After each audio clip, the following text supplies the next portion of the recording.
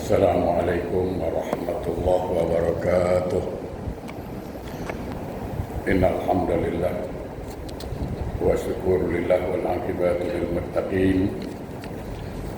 Asyhadu an la ilaha illallah wahdahu la syarika lah wa asyhadu anna sayyidana Muhammadan abduhu wa rasuluh la nabiyya ba'dah.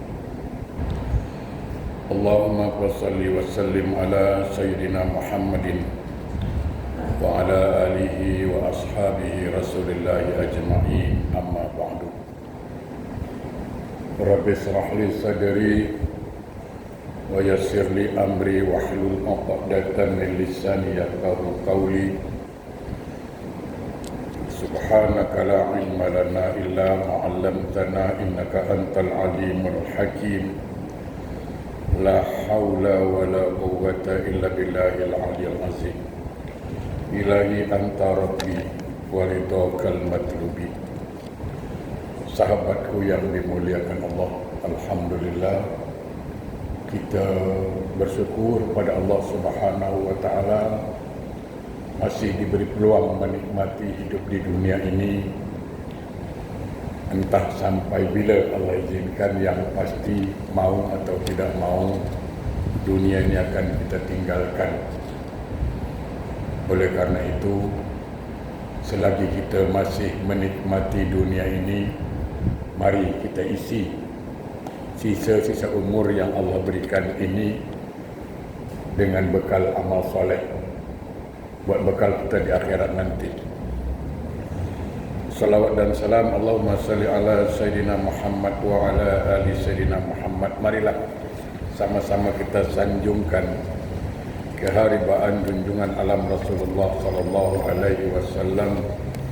Mudah-mudahan kita semua mendapat syafaat dari beliau kelak di akhir. Amin Allahumma amin. Mati berapa? Siapa yang boleh hidup dalam pun? Boleh dengar? Sudah terang. Jemaah yang berbahagia, jemaah yang berbahagia, terima kasih. Ada sebuah nasihat bijak dari Umar bin Khattab. Singkat nasihatnya, tapi padat. Apa itu? Hasibu anfusakum qabla an tuhasabu. Hasibu anfusakum qabla an tuhasabu. Hitung-hitunglah dirimu, renung-renunglah dirimu, hisablah dirimu sebelum Allah yang menghitungnya di akhirat nanti. Kalau dah Allah yang menghitung, itu tak ada peluang lagi nak berubah dari akhirat. Makanya Khalifah Umar menasihati, sebelum Allah menghitung, bagus kita hitung. Jadi bagus, macam bijak.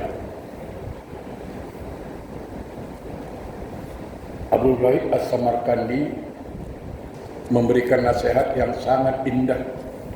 Ada 5 perkara ini menjadi renungan kita bersama, untuk sama-sama kita sadari kalau selama ini salah, ya barangkali kita boleh perbaiki. Kalau selama ini baik, ya mungkin kita pertingkatkan. Saya selalu membaca beberapa nasihat, terutama nasihat-nasihat para sahabat. Indah nasihat itu. Jarang kita dapati dari orang-orang tua sekarang. Orang tua sekarang asyik main game aja, main handphone aja, tak sempat nasihat kita, tak sempat dah. Ya kan? Cuba nasihat, contoh nasihat Sayyidina Ali. Apa kata Sayyidina Ali? Jadilah engkau orang yang baik menurut Allah. Tuh. Jadilah engkau orang yang baik menurut Allah, bukan menurut orang. Kalau kita kan jadi orang baik menurut orang, tidak. Tuh, Sayyidina Ali, nanti kita kupas satu saat. Jadilah engkau orang yang baik menurut Allah, dan jadilah orang yang biasa-biasa saja menurut orang ramai. Supaya tak gila hormat, tak gila respect, dan jadilah orang yang paling jahat menurut diri engkau sehingga engkau sadar. Bagus nasihatnya. Mana kita jumpa nasihat macam itu lagi? Yang ada orang tua sekarang, kau tak kerja, kau tak makan. Itu yang ada sekarang. Kau tak ada kerja, kau tak makan. Yang kau belajar, kau bodoh itu. Baik. Apa nasihatnya? 5 nasihat. 1, hendaknya kita merasa sedih, merasa risau terhadap dosa-dosa kita masa lalu. Yang pasti kita berdosa lah. Itu yang pasti. Ya, Rasulullah mengatakan apa? Kullun nas khata' khairul khata' at-taubah. Semua orang itu pernah bersalah. Nah, sebaik-baik orang yang bersalah, dia menyesali perbuatan, dia menyesali kesalahannya itu baik. Jadi kalau orang mengakui kesalahan itu baik. Tapi yang tidak baik itu orang yang tak mengaku salah, itu iblis sampai sekarang. Sampai sekarang iblis tak mengaku salah. Sombong. Nah, kita feedback lah. Mungkin sekarang kita solat, alhamdulillah. Kita pun dah rajin ke masjid, alhamdulillah. Tapi dulu-dulu mungkin kita ialah silap, langkah, mungkin ialah namanya manusia kan. Nah, kita sadari sekarang. Pertanyaannya itu, apakah terhadap dosa-dosa kita yang lalu itu kita sudah menyadari, mengisapinya, dan apakah kita sudah bertaubat atau belum, dan apakah taubat kita diterima oleh Allah? Itu masalah. Itu yang kita nak fokus pikirkan. Kita bersalah, okey, satu masalah. Apakah kita sudah bertaubat? Itu pertanyaan. Sudah, apakah ada jaminan yang diampunkan oleh Allah? Ini. Jadi jangan happy-happy dulu. Cuman saya sekedar memberikan info yang bagus, motivasi yang bagus. Kita harus yakin, jangan tak yakin pula. Nah, ini. Kalau saya ditanya, Ustaz, apakah setiap kita bertaubat Allah ampunkan dosa kita, Allah terima taubat kita? Saya ulang balik, soal terima tak terima itu urusan Allah. Okey? Soal ampun tidak ampun urusan Allah. Tapi saya ingin memberikan keyakinan. Saya baca dalam sebuah hadis qudsi, ini keyakinan. Dalam hadis qudsi saya baca, Allah itu tergantung sangkaanmu. Itu dia. Allah itu tergantung sangkaanmu. Maka saya berprasangka positif pada Allah. Saya bersangka baik kepada Allah. Maka saya katakan, karena sangka baik, Allah ampunkan. Nah, untuk memperkuat keyakinan saya ambil beberapa ayat Quran atau beberapa dalil lah. 1, Allah berfirman, ini selalu saya sampaikan. Ini alasan kenapa saya yakin Allah ampunkan kita kalau kita bertaubat. Pertama, Allah berfirman dalam banyak ayat. Ya ayyuhallazina amanu tubu ilallahi taubatan nasuha. Wahai orang-orang yang beriman, bertaubatlah kamu kepada Allah dengan sebenar-benar taubat. Nah, pertanyaan saya senang. Yang menyuruh kita bertaubat siapa? Allah. Yang terima taubat siapa? Allah. Masalahnya kita sekarang nak ke tak nak, itu aja. Ya kan? Itu satu. Yang kedua, perhatikan Al-Quran, surah Ali Imran 133. A'udzubillahi minasyaitonirrajim. Wasari'u ila maghfiratin min rabbikum wa jannah. Segeralah mohon ampun kepadaku, kata Allah, dan segera menuju surga. Siapa yang suruh kita minta ampun? Allah. Yang berhak mengampunkan kita siapa? Allah. Sekarang masalahnya kita mau atau tidak, itu aja masalahnya. Sama kan? Saya undang jemaah datang ke rumah saya, itu pasti saya tanggung jawab. Apa itu? Pintu rumah pasti saya buka, tak mungkin saya tutup. Sama, ketika Allah mengundang kita untuk bertaubat, demi Allah dia pasti buka pintu taubat. Ketika Allah mengundang kita untuk minta ampun, pasti dia buka pintu ampunan. tinggal kita mau atau tidak masuk ke situ. Mau tidak, itu aja masalah sekarang. Kan yang mengundang Allah.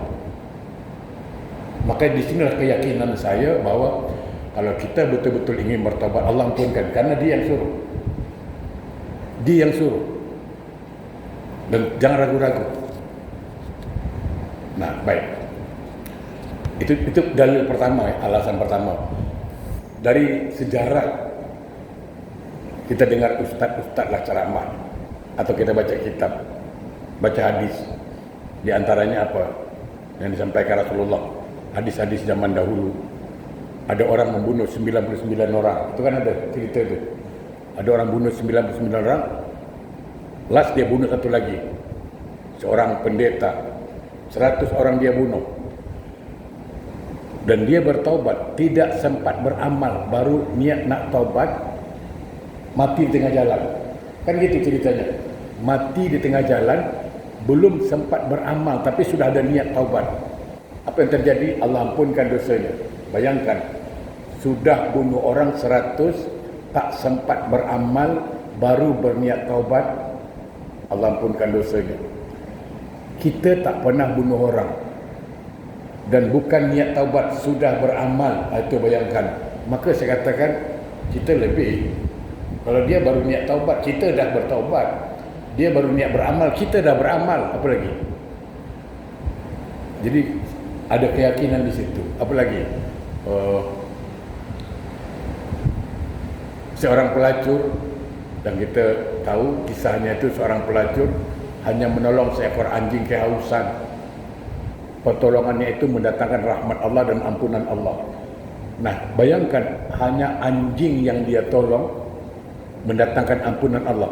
Kita tolong orang tua, kita tolong anak yatim, kita tolong orang miskin. Rasanya lebih berhak ampunan itu datang kepada kita. Nah, inilah dasar membuat saya punya keyakinan Allah Ar-Rahman, Allah Al-Ghafar, Allah Maha Pengampun, Allah Maha Pengasih, Maha Penyayang. Tinggal kita lagi mahu atau tidak. Itu saja pertanyaannya. Makanya saya teringat, saya mohon maaf kalau saya sampaikan ini dalam kitab Nasaihul Ibad, sebuah pendapat dari Sufyan As-Sauri. Ya, kitab Nasaihul Ibad, Nasaihul Ibad, karangan Ibnu Hajar Al-Asqalani. Apa kata Sufyan As-Sauri? Sumber dosa itu dua.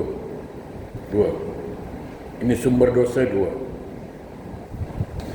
Satu, syahwat, tamak. Yang kedua, kibri, sombong.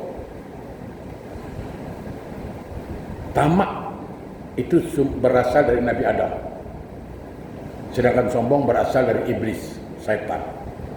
Saya jelaskan dulu sini biar paham.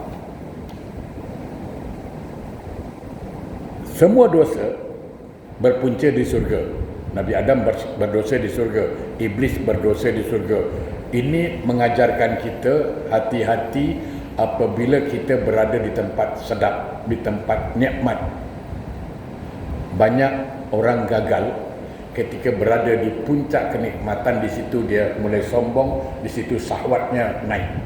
Banyak itu. Itu hati-hati di situ. Banyak juga kawan kita waktu susah, waktu miskin, baik orangnya, selalu ke masjid, selalu salat jemaah, sekali dah kaya dah, tak ada jumpa lagi dah. Waktu miskin baca surah Al-Waqi'ah, surah Ar-Rahman, surah Yasin, surah Ali Imran, baca dah kaya, baca surah Kaabah je. Dah tak ada Ar-Rahman Ar-Rahim, dah tak ada lagi dah. Macam itu. Baik. Apa kata Sufyan As-Sauri? Kalau dosa itu bersumber dari syahwat, tamak, maka masih ada kemauan untuk bertaubat. Itulah Nabi Adam. Nabi Adam tu dosanya apa? Tamak. Kalau kita tengok cerita di surga, apa kata Allah? Uskun wa zawjukal jannah, Adam, engkau duduklah di surga ini bersama isterimu. Nikmatilah surga ini. Semua fasiliti surga engkau nikmati. Cuma satu kata Allah, jangan kau dekati. Kalau tak kerba aja sajarah, jangan engkau dekati pohon ini, fatakuna minaz zalimin. Kalau engkau dekati, engkau zalim. Ternyata Adam gagal. Nah, itu sebabnya Nabi Adam dalam doanya mengatakan apa? Rabbana zalamna anfusana. Ya Allah, kami telah melakukan kezaliman. Karena Allah mengatakan kalau engkau langgar, engkau zalim. Dan Nabi Adam mengakui. Itu mengajarkan kita apa? Bahwa setiap maksiat yang kita kerjakan, setiap kesalahan yang kita lakukan, setiap dosa yang kita lakukan, sebenarnya kita sedang menzalimi diri kita sendiri. Itu pendidikannya, itu ajarannya, itu ilmunya. Baik. Dosa Nabi Adam apa? Tamak. Karena tamak itu hilang rasa malu. Okey. Tapi dosa yang dibawa oleh iblis sombong. Itu kata Sufyan Ats-Tsauri, kalau orang itu sombong, kalau dosanya berasal dari sombong, jangan harap dia nak bertaubat. Maka jangan heran kalau orang sombong takkan pernah minta maaf. Silakan cari. Cari orang sombong minta maaf. Dia jawab apa? Maaf sorry ya. Dia siapa? Jangankan mengalah, draw pun dia tak mau. Itu orang sombong. Itu sombong. Makanya iblis sampai sekarang tak pernah minta maaf dan tidak pernah mau bertobat dan tidak berniat mau tobat. Kita punya sahabat sombong barangkali, suruh dia minta maaf, suruh dia taubat, suruh dia solat. Suruh. Engkau bila lagi nak solat? Besok dah tak tegur. Tak tegur langsung. Kepo pula aku solat ke tak solat, dia kecoh pula. Macam bising dia. Kita suruh baik. Tuh. Ya, saya tak mau ulas panjang lah tu. Nah, semoga kita terhindar dari sifat sombong. Sebab orang kalau dah sombong itu pasti hasad. Hasad pasti dengki, dengki pasti iri, iri pasti pendendam. Kumpulan itu makanya kata Allah, wala tattabi'u khutuwati syaitan fajtanibuhu. Jangan ikuti jejak langkah setan. Maksudnya apa? Kau jangan ikutilah perangai sombong ni. Sebab kalau dah sombong itu pasti hasad, dengki, iri, pendendam, pemarah itu pasti. Itu semua perangai setan itu. Fajtanibuhu, tinggalkan. Innahu lakum adu mubin, itu musuh yang nyata. Jadi kalau dah sombong susah nak cakap. Ya. Balik kepada kaji kita. Sahabatku, jadi yakin bahwa kalau kita bertaubat, kalau kita minta ampun, Allah ampunkan. Itu harus muncul dari diri kita. Kenapa kita yakin? Karena Allah yang suruh bertaubat dan Allah yang terima taubat. Allah yang suruh minta ampun dan Allah yang terima ampunan. Tinggal kita mau atau tidak, itu aja masalah sekarang. Dan mudah-mudahan saya katakan kita mau. Ya, itu satu. Tidak ada orang tak bersalah. Saya selalu mengatakan beginilah, simple. Yang namanya malaikat itu tak pernah salah. Ya, itu malaikat. Itu tak pernah salah. Tak ada malaikat mengumpat orang, tak pernah. Malaikat tak pernah mengata-ngata orang. Malaikat tak pernah pun nak menghina, tak ada. Malaikat tak pernah salah, betul. Sebaliknya syaitan pula tak pernah baik. Itu dia syaitan. Syaitan tak pernah baik. Walaupun nampak macam baik, itu tak baik. Itu makanya hati-hati. Kadang-kadang ada isteri kita cakap, abang ni kan sejak kahwin tak pernah baik. Itu syaitan suaminya tu. Kalau isteri cakap suami dia tak pernah baik, berarti syaitan suaminya tu lah. Atau suami cakap apalah kau ni jadi isteri tak ada baik langsung, berarti syaitan isterinya itu. Yang tak ada baik itu syaitan. Jangan cakap begitu, tak baik. Jadi kalau malaikat tak pernah salah, ya. Kalau setan pula tak pernah baik. Kita ni bukan malaikat, bukan setan. Artinya apa? Kadang-kadang baik, kadang-kadang salah. Itulah manusia. Itulah hukum manusia. Jadi jangan sombong. Aku tak pernah salah. Temberanglah kau. Sekurus-kurus ikan ada daging. Segemuk-gemuk ikan ada tulang. Sesalah-salah orang ada baiknya. Sejahat-jahat orang ada baiknya. Sebaik-baik orang pun ada juga pernah salahnya. Itulah manusia. Dan Allah Maha Pengampun. Baik. Tinggal kita lah mau atau tak mau lagi. Kalau sayang pada diri kita, sebelum ajal sampai, Allah ajak kita dengan bahasa lembut, ya ayyuhallazina amanu tubu ilallahi taubatan nasuha. Itu satu. Yang kedua, kita pernah melakukan kebaikan. Kita pernah melakukan kebaikan. Tetapi saya mau jelaskan, apakah semua kebaikan yang kita lakukan itu boleh disebut amal soleh? Itu masalah lagi. Tidak semua kebaikan yang kita kerjakan disebut amal soleh. Tidak. Kenapa? Ini kata ulama, yang disebut amal soleh itu satu, apabila ibadah yang kita kerjakan diterima oleh Allah, itulah amal soleh. Kalau Allah tak terima, tetap amal salah. Itu hati-hati. Banyak orang bersedekah betul. Ada orang solat, betul. Ada. Dia pergi haji, iya. Dia umrah, betul. Tapi dia durhaka dengan orang tua, maka semua ibadahnya ditolak oleh Allah. Tidak jadi amal soleh. Tapi sah. Saya tidak bercakap soal sah atau batal. Tidak. Allah terima tak amalnya, ibadahnya, itu masalah. Ada orang rajin solat, betul. Rajin sedekah, iya. Selalu ke masjid, betul.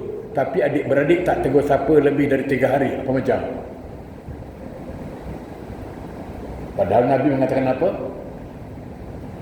Allah tidak menerima amalan orang yang tidak bertegur sapa lebih dari 3 hari. Itu. Jadi, ya kita belajar balik. Semua yang mengganggu amal ibadah kita ketepikan dulu, bersihkan dulu. Ya. Saya teringat sebuah peristiwa itu. Dalam satu majlis, saya selalu sampaikan itu. Apa kata Rasulullah? Karena Rasulullah tahu. Dalam satu majlis, Rasul katakan apa? Tolong sahabatku, siapa yang putuskan tali silaturahim, tinggalkan majlis ini. Tegas Nabi kata itu.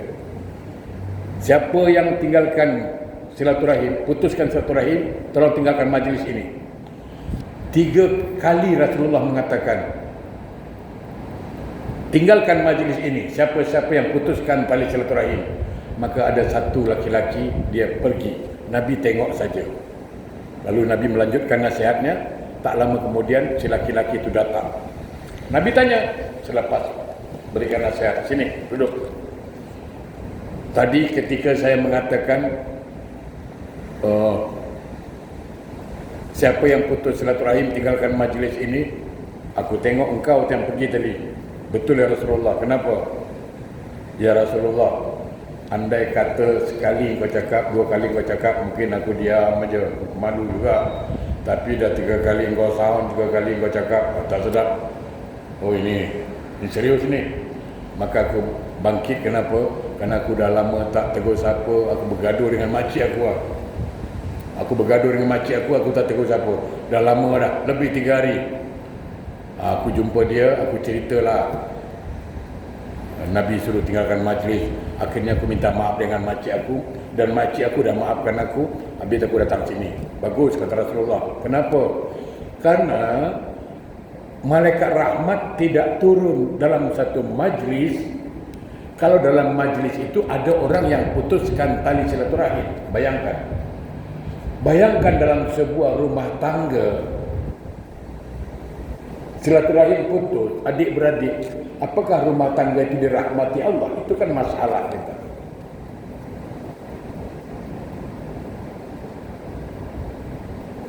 Hati-hati. Jadi kita salat betul, kita beribadah betul, tapi apakah semua ibadah yang kita kerjakan sudah dianggap amal soleh atau belum? Itu yang harus kita kaji balik. Sebab yang disebut amal soleh itu, satu, apabila ibadah diterima Allah. Yang kedua, ada manfaat buat diri kita, maka itu amal soleh. Banyak orang umrah banyak. Tapi kalau riak macam mana? Ujub, sombong, sekejap selfie, ya kan? Jangan. Sedekah riak macam mana? Ya. Jadi sekali lagi, jemaah yang berbahagia, ada satu hal barangkali dalam Al-Quran ada ayat mengatakan begini, ma asabaka min hasanatin faminallah. Setiap kebaikan yang kita kerjakan itu bersumber dari Allah, atas hidayah Allah. Makanya saya katakan, kalau kita ada keinginan untuk mendirikan solat, ada keinginan untuk menderma di masjid, panti asuhan, orang-orang miskin, anak yatim, ada keinginan, sebenarnya itu Allah sedang menggerakkan kita untuk menjadi orang baik. Itu. Sebab setiap perbuatan yang kita kerjakan, setiap kebaikan yang kita kerjakan, sumbernya dari Allah. Tapi setiap kesalahan, kejahatan yang kita lakukan, falinafsih, itu bersumber dari dirimu sendiri. Hati-hati. Nah, oleh karena itu, sahabat yang berbahagia, sama-sama kita faham, jangan sampai nanti kita merasa solat, kita merasa sedekah, kita merasa ada baca Quran, tapi di akhirat tidak jadi amal soleh. Kenapa? Karena ada hal-hal yang kita langgar. Apa? Jadi anak durhaka barangkali, atau kita tak tegur sapa dengan tetangga atau adik-beradik. Hati-hati itu. Itu membuat amalan kita jadi rosak. Maka dari sekarang kita sama-sama menyadari, ya, apakah kebaikan-kebaikan yang kita lakukan, apakah ibadah-ibadah yang telah kita kerjakan sudah boleh disebut amal soleh, ya. Okey, sikit lagi.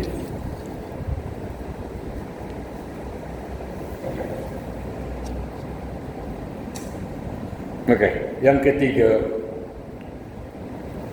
semakin banyak hari kita lewati, semakin dekat kita pada hari kematian. Nah, pertanyaannya senang. Apakah akhir dari hidup kita ini husnul khotimah atau su'ul khotimah? Itu. Apakah endingnya baik atau buruk? Banyak. Makanya kita jangan, ini satu lagi. Jangan pernah menjustis seseorang, jangan pernah menghukum seseorang. Sejahat apapun orang itu, saya selalu sampaikan ini, sejahat apapun orang itu, sesamsing apapun dia, sebajingan apapun dia lah katakan, sepreman apapun dia, jangan pernah katakan dia ahli neraka. Jangan. Sebab pintu surga masih terbuka buat dia kalau dia mau melewati pintu taubat. Kita tak tahu, mungkin sekarang dia jahat, batu muda, mungkin dia samsing, tapi di saat tua dia taubat, mana kita tahu. Maka dia ke surga. Sebaliknya, jangan pernah sombong kalau kita jadi orang baik. Jangan pernah sombong kalau kita menjadi orang yang suka ibadah, sebab kita tak tahu akhir hidup kita. Mungkin neraka masih terbuka untuk kita kalau kita sombong, bongkak, ujub. Hati-hati. Manusia cuma dua akhir hidupnya, husnul khotimah atau su'ul khotimah, baik atau buruk. Nah, kita tidak tahu ini, makanya kita berusaha untuk selalu baik supaya endingnya baik. Saya sampaikan lagi lah sebuah hadis, sekedar mengingatkan kita. Ada sebuah hadis yang riwayat Ibnu Hibban, sukhti ummihi hajaba lisanahu an sa'adati la ilaha illallah. Marah emak kepada anak, murka emak kepada anak akan mengunci lisan anaknya ketika meninggal dunia menyebut kalimat la ilaha illallah. Hati-hati. Jadi alim macam mana pun kita, sebanyak apapun ibadah kita, Walaupun kita bangun masjid 10 ke 20 masjid, tiap tahun naik haji, tiap bulan umrah, tapi durhaka sama orang tua. Jangan cuba-cuba. Mati tak boleh mengucap.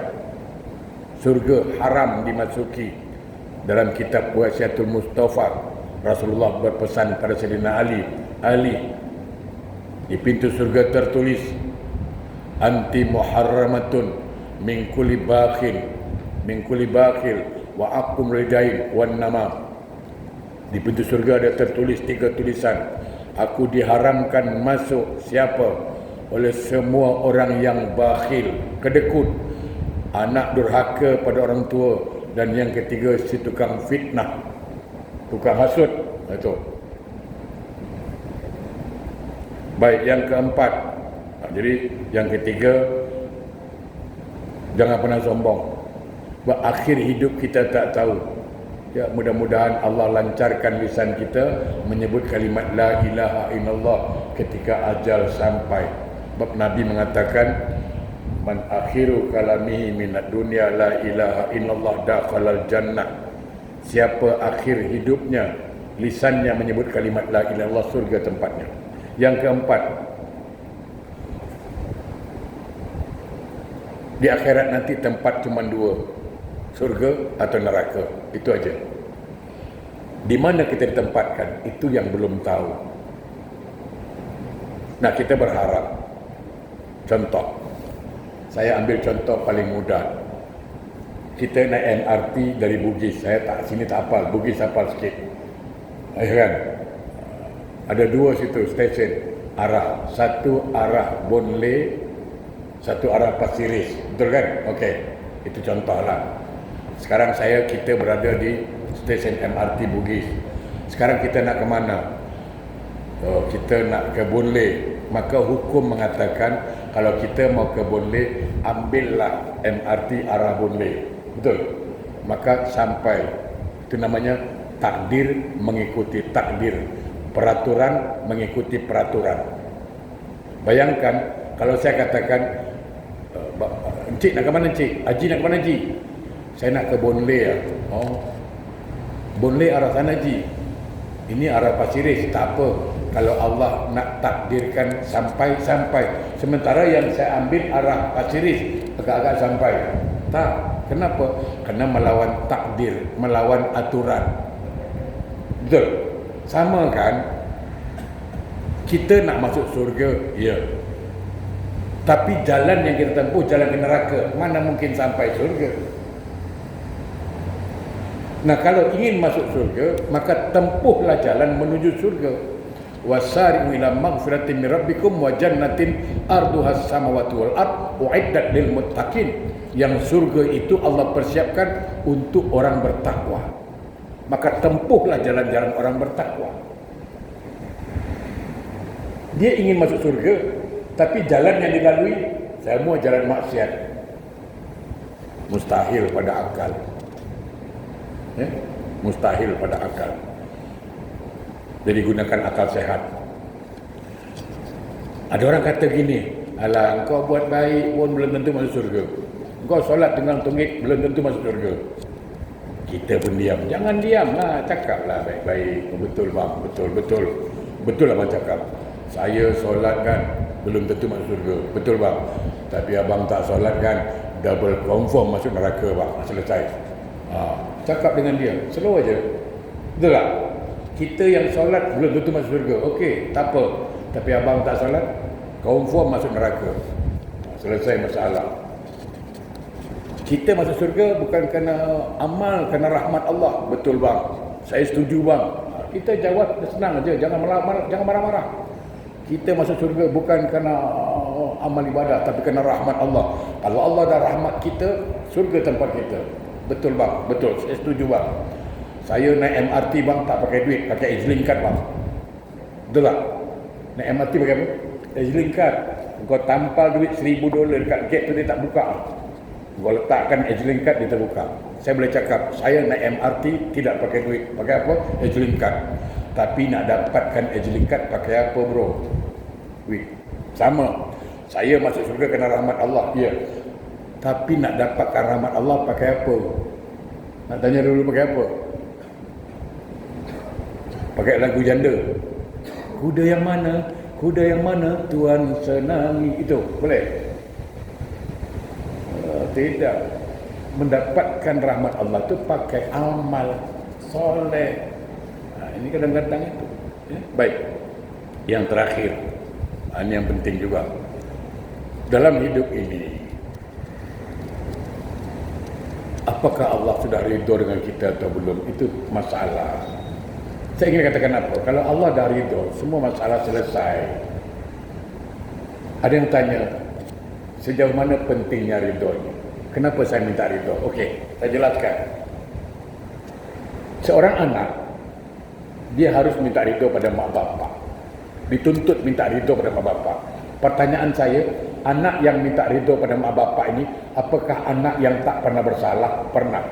Apakah anak yang minta ridho ini pernah tak menengking mak bapak? Pernah. Apakah anak yang minta ridho ini tak pernah melawan mak bapak? Pernah.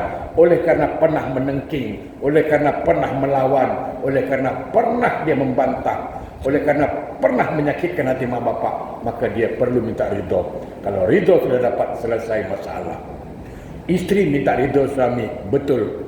Apakah isteri minta ridho suami ini isteri yang tak pernah salah? Pernah. Pernah tak menyakitkan hati suami? Pernah. Pernah tak membuat suami marah? Pernah. Pernah tak mengecewakan suami? Pernah. Untuk itu dia minta ridho, selesai masalah. Sama, kita hamba Allah, kenapa minta ridho Allah? Bukan berarti kita tak pernah salah. Pernah. Kita pernah salah pada Allah. Kita pernah berdosa kepada Allah. Kita pernah bermaksiat hidup ini. Kita pernah berbuat dosa. Kita pernah berbuat maksiat. Dan kita pernah mengecewakan Allah. Untuk itulah kita minta ridho. Kalau Allah dah ridho, selesai masalah. Ya kan? Jadi itulah pentingnya ridho. Jadi orang yang minta ridho Allah bukan berarti orang itu dah baik sangat. Bukan. Karena bersalah lah minta ridho. Kalau tak salah, buat apa minta ridho? Karena pernah mengecewakan, karena pernah bersalah, karena pernah menengking orang tua. Itu sebabnya minta ridho. Benar-benar kita sambung nanti Jumat depan. Yang benar datang dari Allah, yang salah dari saya. Semoga Allah SWT membimbing kita, menuntun kita ke jalan yang benar. Saya ulang balik nasihat Sayyidina Ali tadi. Camkan baik-baik. Pertama, kata Sayyidina Ali, jadilah engkau orang yang baik menurut Allah, bukan baik menurut orang. Kita sekarang ni baik menurut dia, menurut orang dia baik. Tak. Baiklah, jadilah orang yang baik menurut Allah. Itu satu. Yang kedua, jadilah orang yang biasa-biasa saja menurut orang ramai, supaya kita ni tidaklah gila pangkat, gila hormat. Jadi orang biasa je. Orang hormat bagus, tak hormat pun taklah kecil hati sangatlah. Orang kita pergi jemputan, orang sambut bagus, orang tak sambut pun kita tak marah. Itu artinya apa? Kita jadi orang yang biasa-biasa saja. Yang ketiga, jadilah merasa orang yang paling jahat menurut diri sendiri. Kita anggap diri kita paling jahat, sehingga kita sadar kita tak pernah kutuk orang, kita tak pernah menjustis orang. Sebab apa? Sebab kita lah orang paling jahat. Jahat orang kita tak tahu, jahat kita tahu.